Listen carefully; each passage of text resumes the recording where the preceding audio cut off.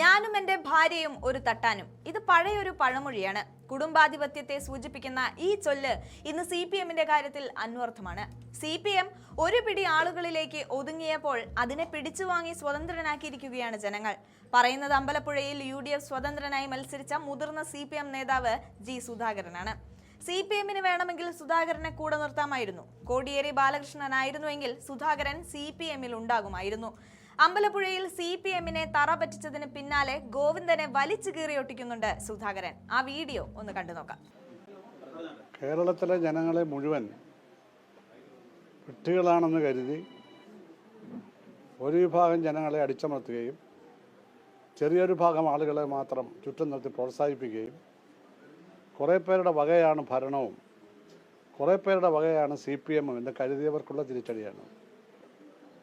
ജനാധിപത്യത്തിൽ വിശാല ബോധമാണ് ജനപിന്തുണയുടെ അടിസ്ഥാനം. ഞാനും എൻ്റെ ഭാര്യയും ഒരു തട്ടാനും എന്ന പഴയ ആപ്തവാക്യം സ്വാർത്ഥമതികളെ ഉദ്ദേശിച്ച് പൗരാണികന്മാരുണ്ടാക്കിയിട്ടുള്ളതാണ്. ഇത് രാഷ്ട്രീയത്തിൽ ഒരിക്കലും ഉപയോഗിക്കാൻ പാടില്ല. എന്നെ സംബന്ധിച്ചിടത്തോളം ഞാൻ ആരോടും എൻ്റെ മകനോടും എൻ്റെ ഭാര്യയോടും മാത്രം സംസാരിച്ച ശേഷം, ഇവിടെ അനുവാദമൊന്നും എനിക്ക് ആവശ്യമില്ല, പക്ഷെ ഞാൻ അവരോട് പറഞ്ഞ ശേഷം ജനകീയ സ്വതന്ത്രനായിട്ടാണ് മത്സരിച്ചത്. ഒരു പാർട്ടിയായിട്ട് ഞാൻ ആലോചിച്ചില്ല. 6 മാസം മുമ്പേ തന്നെ ഞാൻ ആലോചിച്ച് തുടങ്ങിയതാണെന്ന് ബഹുമാനപ്പെട്ട മുഖ്യമന്ത്രി ശ്രീ പിണറായി വിജയൻ വല്ലാത്തൊരു ഗവേഷണം നടത്തി പിന്നീട് പറഞ്ഞു. അദ്ദേഹത്തിൻ്റെ നിഗമനങ്ങളും ഗവേഷണങ്ങളും എവിടെ എത്തിയെന്നപ്പോൾ കണ്ടല്ലോ. അപ്പോൾ എന്നെ പറ്റി ഇത് പറയുകയാണ്. അതിൽ എത്രമാത്രം അബദ്ധങ്ങളാണ് പറഞ്ഞത്. ഞാൻ ആരോടും ആലോചിച്ചില്ല. ഞാൻ സ്വതന്ത്രനായി മത്സരിക്കുമെന്ന് പറഞ്ഞു. അപ്പോഴും ഞാൻ ജയിക്കുമെന്ന് എനിക്ക് നല്ല വിശ്വാസമാണ്. കാരണം എനിക്ക് ഇവിടുത്തെ ജനങ്ങളുടെ വോട്ടിംഗ് കോമ്പസിഷൻ അറിയാം. അത് കഴിഞ്ഞ് 10 ദിവസം കഴിഞ്ഞപ്പോൾ ഇന്ത്യയിലെ ഏറ്റവും വലിയ മതനിരപേക്ഷ രാഷ്ട്രീയ പാർട്ടിയായ കോൺഗ്രസ്, ഇന്ന് കേന്ദ്രാധികാരത്തിലില്ലെങ്കിലും ചില സംസ്ഥാനങ്ങളിലാണ് അധികാരത്തിലെങ്കിലും ഇന്ത്യയിലെ മതനിരപേക്ഷ പാർട്ടിയാണ്. അത് CPM-ൻ്റെ രേഖകൾക്ക് പോലും അഭിപ്രായ വ്യത്യാസമില്ല. അവർക്ക് വർഗീയതയില്ല.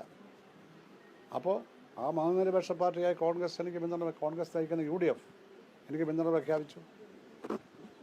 അതിൽ കോൺഗ്രസ് കഴിഞ്ഞാൽ പിന്നീട് ഏറ്റവും വലിയ കക്ഷി എന്ന് പറഞ്ഞാൽ മുസ്ലിം ലീഗാണ്.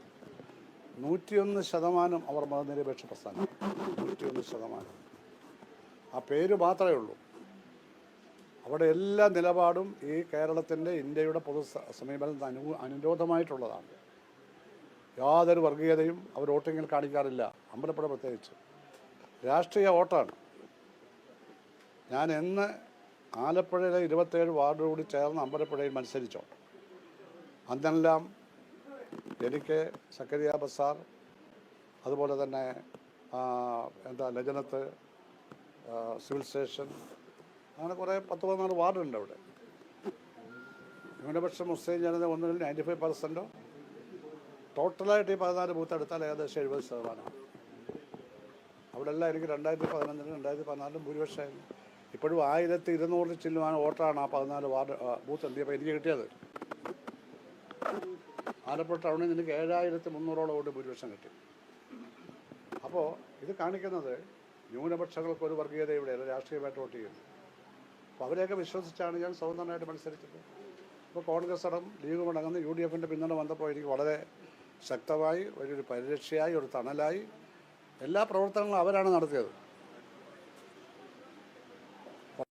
പൈസയൊക്കെ ചിലവാകുമല്ലോ ഇലക്ഷൻ. ഏറ്റവും കുറച്ച് പൈസ ചിലവഴിച്ച് ഞാനായിരിക്കും ഈ ഇലക്ഷൻ. ഏറ്റവും കുറച്ച് പൈസ, അതിന് 70%-ലേറെയും ചിലവഴിച്ചത് കോൺഗ്രസ് തന്നെയാണ്. എൻ്റെ കൈ കിട്ടിയത് മാത്രം ഞാൻ അങ്ങോട്ട് കൊടുത്തു. വളരെ കുറച്ചുണ്ടായിരുന്നു. അങ്ങനെ വളരെ ശക്തമായ പിന്തുണയോടുകൂടി ഉറപ്പായിട്ട് ജയിക്കുമെന്നറിയാം. അത് എല്ലാവർക്കും അറിയാമായിരുന്നിട്ടും ഇവിടുത്തെ ഇടതുപക്ഷ സ്ഥാനാർത്ഥി എന്തൊക്കെ പ്രസ്താവന ഇറക്കിയത് നിങ്ങൾ മാധ്യമങ്ങളിൽ ചിലർ കൊടുത്തു, ചിലർ ടെലിവിഷനിൽ കൊടുത്തു, ചിലർ സന്തോഷിച്ചു, എന്തൊക്കെയാണ് വിളിച്ച് പറയുന്നത്. ഇനിയും ഞാൻ കണ്ണശ എഴുതുമെന്നാണ് പറയുന്നത്. 10-23 വർഷക്കാലം കമ്മ്യൂണിസ്റ്റ് പാർട്ടി പ്രവർത്തിച്ച എന്നെപ്പറ്റി ഇതുവരെ പാർട്ടിയിൽ ആർക്കുമില്ലാത്ത ഒരു കണ്ണശ എഴുത്ത്. നാട്ടുകാർ മാപ്പ് കൊടുക്കുമോ? ഇവിടെ രാഷ്ട്രീയ ഭാവി അതോടുകൂടി അവസാനിക്കും. കാരണം രാഷ്ട്രീയക്കാരൻ്റെ ജോലി അനാവശ്യങ്ങൾ പറയലല്ല, അനാവശ്യങ്ങൾ കണ്ടുപിടിക്കലല്ല, രാഷ്ട്രീയത്തായ കാര്യമായി കൈകാര്യം ചെയ്യണം. അതൊക്കെ പോയി. നിയന്ത്രിക്കാൻ ആരുണ്ട്? ആരെങ്കിലും നിയന്ത്രിക്കാനുണ്ടോ? കന്നാലികളെ അഴിച്ചുവിട്ട പോലെ അങ്ങ് നടക്കുകയല്ലേ ഓരോ പാർട്ടി പ്രവർത്തകർ. അവർക്ക് തോന്നുന്നതൊക്കെ ചെയ്ത് തോന്നുന്നത് അതാണോ കമ്മ്യൂണിസം? സുധാകരൻ ഒരു പരിഗണനയില്ല. ഇതാരാ പറഞ്ഞ സ്റ്റേറ്റ് സെക്രട്ടറി ഗോവിന്ദൻ പത്രസമ്മേളനത്തിൽ ഒരു പരിഗണനയില്ല. കണ്ണടച്ചോട് പിന്നെ ഹാസ്യച്ചിരിയും. ഞാൻ അദ്ദേഹത്തെ ആക്ഷേപിച്ചിട്ടില്ല, അദ്ദേഹത്തെ ഹാസ്യാത്മകമായി ഒന്നും പറഞ്ഞിട്ടില്ല. അദ്ദേഹത്തെ എത്രയോ സീനിയറായ ഒരാളാണ് പാർട്ടിക്കകത്ത്, എത്രയോ സീനിയറായ ആളാണ്. സ്റ്റേറ്റ് സെക്രട്ടറി സ്ഥാനത്തിന് വേണ്ടി ഞാൻ വെടിവെല കൂട്ടാൻ പോയിട്ടില്ല.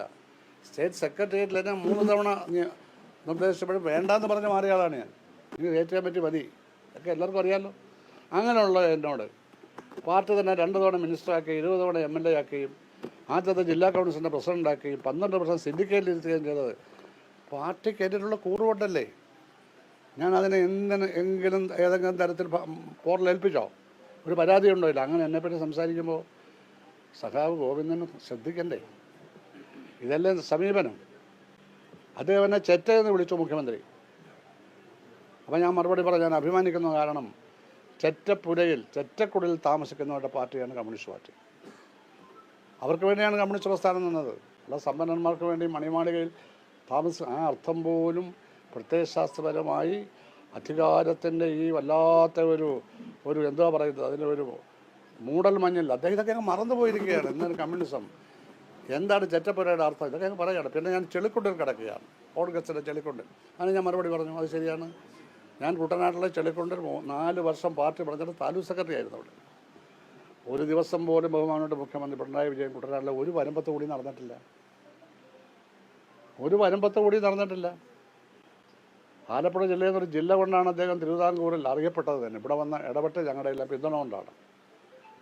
PS-ൻ്റെ ആ കരുത്തിൻ്റെ ഒരു നല്ല കാലത്ത് അദ്ദേഹത്തിൻ്റെ ഭാഗത്തു നിന്ന് നയപരമായ ചില വ്യത്യാസങ്ങൾ വന്നപ്പോൾ ഞങ്ങൾ കൂടെ പോയില്ല. അദ്ദേഹത്തോടൊരു ബഹുമാനം കുറവില്ല, ഞങ്ങൾ കൂടെ പോയില്ല. പാർട്ടിയോടൊപ്പം നിന്നു. അത് പിണറായി വിജയൻ സഹായരായി പാർട്ടി സെക്രട്ടറിയാണ്. അങ്ങനെ കരുത്തായി ആലപ്പുഴയുടെ പിന്തുണ കിട്ടി. അപ്പോൾ സംസാരിക്കുമ്പോൾ മറന്നു പോകരുത്, അന്ന് എപ്പോഴും സുധാകരൻ വേണമായിരുന്നു. ഞാനൊരു കാര്യം സാധിക്കാൻ പോയില്ല. ഒരു പോസ്റ്റർ എന്നെ വെക്കണമെന്ന് ഇന്നേ വരെ ഞാൻ ആരോടും പറഞ്ഞിട്ടില്ല. പക്ഷേ എനിക്ക് പോസ്റ്ററൊക്കെ കിട്ടി. ഇതിനേക്കാൾ വലിയ പോസ്റ്റ് കിട്ടുമായിരിക്കും. അതൊന്നും ഞാൻ പോയിട്ടില്ല. അപ്പം ഞാൻ അങ്ങനെ പ്രവർത്തിച്ച ഒരാളോട് സംസാരിക്കുമ്പോൾ വേണം, ഞാൻ സ്വയം ഒഴിഞ്ഞതല്ലേ. പാർട്ടി മെമ്പർഷിപ്പ് കൂട്ടണി നടത്തുമ്പോൾ ഞാൻ മെമ്പർഷിപ്പ് പുതുക്കുന്നില്ല, ഇത്രയല്ലേ ഉള്ളൂ. ഞാൻ പാർട്ടിയെ രാജിവെച്ചില്ല, പാർട്ടിയെ കുറ്റം പറഞ്ഞില്ല, പാർട്ടിയെ തന്നെ പുറത്താക്കിയില്ല. അപ്പോൾ എന്നെ വെറുതെ വിട്ടാൽ പോരെ. അങ്ങനെ ഇത്തരത്തിലുള്ള ഒരു പരിഗണനയില്ല. ചെളിക്കുണ്ടിലാണെന്നൊക്കെ പറഞ്ഞുകൊണ്ടാണ് സ്ഥാനാർത്ഥിയായത്. എനിക്കിവിടെ ജനങ്ങളുടെ പിന്തുണയുണ്ടോ എന്ന് എനിക്കറിയണം. കഴിഞ്ഞ തവണ ഞാൻ സെക്രട്ടേറിയറ്റിൽ ഈ സലാമിൻ്റെ പേര് ഞാനാണ് നിർദ്ദേശിക്കുന്നത്, ചിത്രഞ്ജൻ്റെ പേര് ഞാൻ നിർദ്ദേശിച്ചില്ല. ഇവരുടെ പേര് ആരും നിർദ്ദേശിക്കില്ല. ഞാൻ ആ പേര് നിർദ്ദേശിച്ചതിലൊന്നും ജില്ലാ നേതൃത്വത്തിലുള്ള പലർക്കും എന്നോട് ഭയങ്കര വിരോധമായിരുന്നു. സാർ എന്തിനാണ് അതിൻ്റെ പേര് നിർദ്ദേശിച്ചത്? വനിതാ നേതാവിന് ഒന്നും അത് ഇഷ്ടപ്പെട്ടില്ല എന്ന്. കാരണം അവരുടെ വിചാരം അവർക്കൊക്കെ മത്സരിക്കണം. പക്ഷേ ഞാൻ അവിടെ ഉള്ള ആ പ്രദേശത്തുള്ള 2 പേരുടെ പേര് പറഞ്ഞു. അവർ ജയിക്കുന്നതിന് വേണ്ടി എന്ത് കഷ്ടപ്പെട്ടു. ഈ വികസനങ്ങളെല്ലാം നടത്തി നമ്മുടെ മേൽപ്പാലമെല്ലാം പണിഞ്ഞങ്ങോട്ട് നിൽക്കുന്ന സമയമാണ്. ആ വോട്ടറിൽ ഞാനാണ് മത്സരിക്കുന്നതെങ്കിൽ 50,000 വോട്ടിന് ഞാൻ അന്ന് ജയിക്കും. അവർ 2 ടൈം പറഞ്ഞു വേണ്ട, ഞാൻ മാറി, എനിക്ക് പ്രശ്നമില്ല. ഞാൻ മുമ്പിരുന്ന് ജയിപ്പിച്ചു കഴിഞ്ഞാൽ പരാതി, ഞാൻ വേണ്ട പോലെ പ്രവർത്തിച്ചില്ല. അങ്ങനെയുണ്ട്. മുൻകൂട്ടി തീരുമാനിച്ച് 3-4 പേര് ഇവിടെ കൂടിയാലോചിച്ച് AK സ്ഥലമുള്ള ചിലരുമായി ബന്ധപ്പെട്ടാണ് ഈ പരാതി പോയത്. ഉടൻ തന്നെ അന്വേഷണം, കരിയപ്പിൻ്റെ അന്വേഷണം. ഭയങ്കര 22 കുറ്റം ഞാൻ ചെയ്തു. കൊലക്കുറ്റം ഒഴിച്ചുള്ള എല്ലാ കുറ്റങ്ങളും ഞാൻ ചെയ്തു. എന്നെ പുറത്താക്കണം. ഇതൊക്കെയാണ് കരിയപ്പിൻ്റെ റിപ്പോർട്ട്. ചർച്ച ചെയ്തപ്പോൾ ഒരു സ്റ്റേറ്റ് കമ്മിറ്റി മെമ്പർ പോലും അതിനെ സപ്പോർട്ട് ചെയ്ത് സംസാരിക്കാനുണ്ടായില്ല. ആരും മിണ്ടിയില്ല, അലക്ഷ്യമായിട്ടിരുന്നു. ഞാൻ എൻ്റെ ഭാഗം പറഞ്ഞപ്പോൾ സാരമില്ല, സുധാകരൻ അങ്ങനെയൊന്നും അറിയത് ഒരു താക്കീതിരിക്കട്ടെ, ശ്രദ്ധിക്കണം. ഇതൊക്കെ എൻ്റെ മനസ്സിൽ കിടപ്പുണ്ട്. ജയിപ്പിച്ച് വിട്ട ശേഷം അയാൾക്ക് ഗൂഢാലോചന നടത്തി ആരോപണം ഉന്നയിക്കുക, ആരോപണം അസംബന്ധം, എന്നിട്ട് അതിനുമേൽ കമ്മീഷൻ വെക്കുക. ഉടനെ ഒരു കാര്യമില്ലെങ്കിൽ ഒരു താക്കീത് തരിക. ഇതൊക്കെ എൻ്റെ അർത്ഥം എന്താ? നമ്മൾ എന്തിനാണ് കഷ്ടപ്പെട്ടത് ഇതിനകത്ത്? അപ്പം ഞാൻ ചേർന്ന പാർട്ടിയല്ല ഇപ്പോഴുള്ള പാർട്ടിയെന്ന് എനിക്ക് മനസ്സിലായി. ഞാൻ AKG, VMSഉം CH കണാരനും പുത്തലത്ത് നാരായണനും അങ്ങനെയൊക്കെയുള്ള മഹാരഥന്മാർ, VS അച്യുതാനന്ദൻ ഈ പാർട്ടിയെ നയിച്ച കാലത്താണ് 63 വർഷം മുമ്പ് ഹൈസ്കൂളിൽ പഠിക്കുമ്പോൾ 15-ാം വയസ്സിൽ ഈ പാർട്ടി ചേരുന്നത്. 18 വയസ്സ് പൂർത്തിയാകണം മെമ്പർഷിപ്പിലെങ്കിൽ ഞാൻ പ്രസംഗിക്കാനും എഴുതാനും ഒക്കെ വളരെ മിടുക്കനായത് കണ്ടതുകൊണ്ടാണ് അധ്യാപകരായ കമ്മ്യൂണിസ്റ്റുകാരായ അധ്യാപകർ എന്നെ പാർട്ടി ചേർത്തുന്നേ ഉള്ളൂ. എനിക്കന്നും കാര്യമായിട്ടൊന്നും പാർട്ടിയെപ്പറ്റി അറിയില്ല. ഞാൻ ഒരു പാർട്ടിയിലും ഞാൻ പോയില്ല, ഒരു സ്ഥാനമാനത്തിനും പോയില്ല. ഇപ്പോഴും ഞാനൊരു പാർട്ടി ചേർന്നില്ലല്ലോ. ഞാൻ ഒരു പാർട്ടിയിലും ചേർന്നില്ലല്ലോ. ഞാൻ സ്വതന്ത്രമായിട്ടാണ് മനസ്സിലാക്കി കോൺഗ്രസിനെ സപ്പോർട്ട് ചെയ്യാണ് UDF. ഞാൻ സഹത്തോടെ സ്വീകരിച്ചു. അവരോട് നന്ദിയുണ്ട്. അവർ ആത്മാർത്ഥമായിട്ട് പ്രവർത്തിച്ചു. ഒരു ചായ പോലും എൻ്റെ പാക്കറ്റിലെ പൈസ കൊണ്ട് ഒരു കോൺഗ്രസ് പ്രവർത്തനം വാങ്ങി കുടിച്ചിട്ടില്ല. അങ്ങനെ ഒരു നല്ല രാഷ്ട്രീയം ഇവിടെ ഞങ്ങൾ കെട്ടിപ്പടുത്തു. അതിൻ്റെ വോട്ടാണ് കിട്ടിയിരിക്കുന്നത്.